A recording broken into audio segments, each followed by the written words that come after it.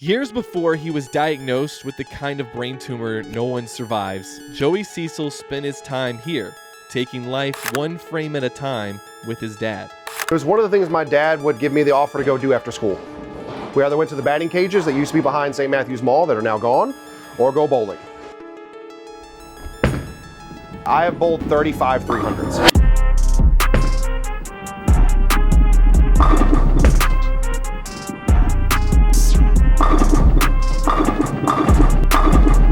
It's very lucky. That's the main thing I like to say is I've been very lucky in order to do that. At 27 years old, Joey began experiencing symptoms that were a mystery to him and doctors. Anytime I would get up from lying down, whether it was from a migraine or just getting up from sleeping or napping, within minutes of getting up, I would end up vomiting. We went to 3 different immediate care centers who all said the same thing. You have a sinus infection plus something else. And one of those Sunday mornings, one of the migraines hit. And finally we go to the emergency room, and after 8 hours there, that guy was ready to kick us out with the same diagnosis. And that's when I mentioned to him, oh, just before I'd get sick, I'd hear a noise in my head, like a TV that's malfunctioning. You know, a shh kind of noise. That's when he goes, oh, that's probably not a sinus infection. So that's when he ordered a CT scan, and I was told that there was something in my head that wasn't supposed to be there. So he comes back in and says, I expect you to go into surgery tonight or tomorrow morning. I consider this a matter of life and death.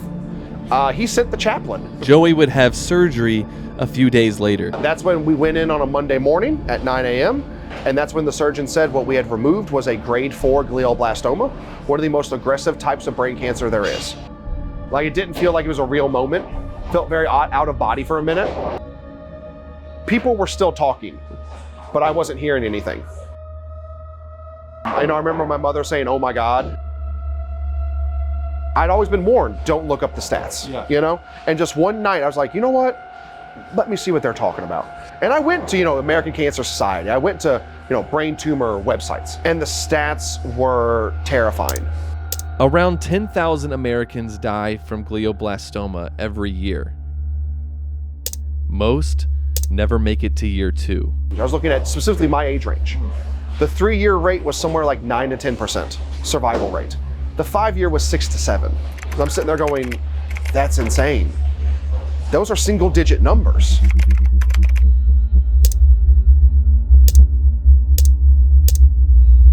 Now knowing what he was up against, Joey began to fight back.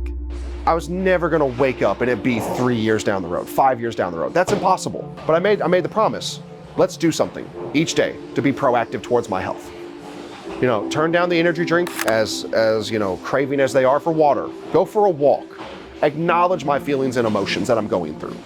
His doctors told him about an experimental device that could help him with his fight. The first day when my medical team met with me, that was one of the first options that they kind of implanted in our thought process. The minute you're done with that, what's called standard of care, that chemo and radiation, you take a month off and you can start what's called the Optune device by a company called NovoCure.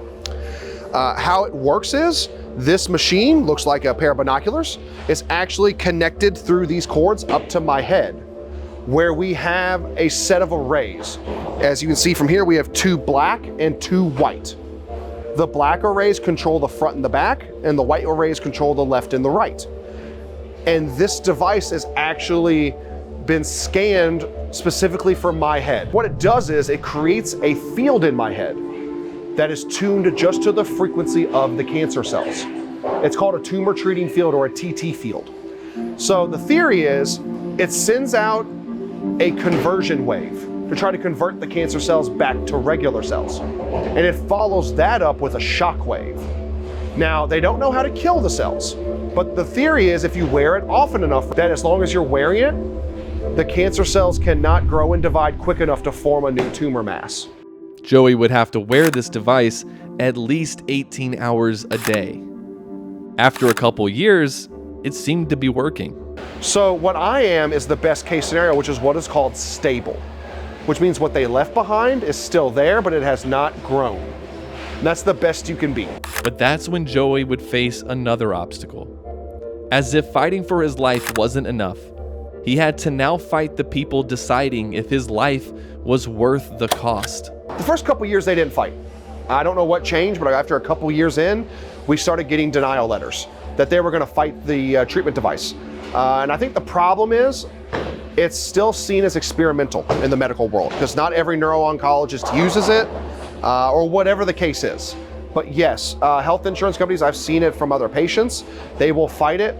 And part of that could be the cost. You know, I hear they charge the insurance companies, you know, in the tens of thousands of dollars per month to prescribe it. What is a human life worth? Yeah, I mean, that's almost what they're arguing. But you know, at the end of the day, again, I go back to like, I can only control what I can control. That's my thoughts, that's my feelings, and that's all I can do. With the help of the Optune device, Joey defied the numbers. At one point, I realized in March of that year, I was like, I've had it for 5 years. You know, by this point, I'd already been there. Yeah. And I was just like, it was just like a little surreal at times too. You hit it, but then you're also like, okay, now we go to the next year. He has been living with glioblastoma for nearly 8 years. You know, it was great to hit those hallmarks, but now that means there's other stats I have to hit and reach. One of those stats involved a return to the lanes. But Joey would have to bowl with the Optune device attached to his back. I went through a drought where I was bowling with the backpack on and I couldn't get that first one. For whatever reason, I just couldn't get it. And that plays on you mentally.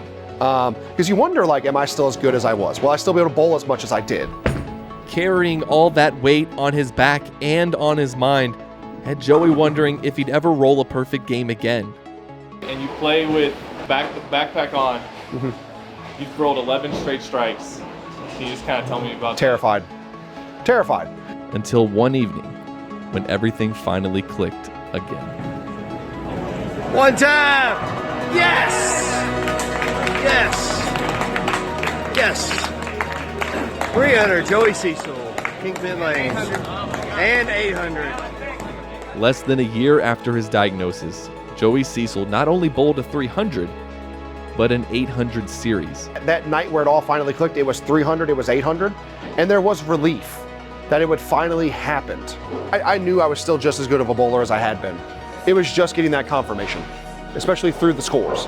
Because, you know, as bad as it sounds, that's how we judge ourselves as bowlers, is through the numbers.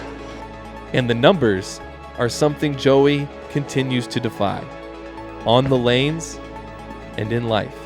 I don't take it for granted anymore, because there were times where you thought maybe I wouldn't bowl anymore. You know, maybe I wouldn't be here anymore.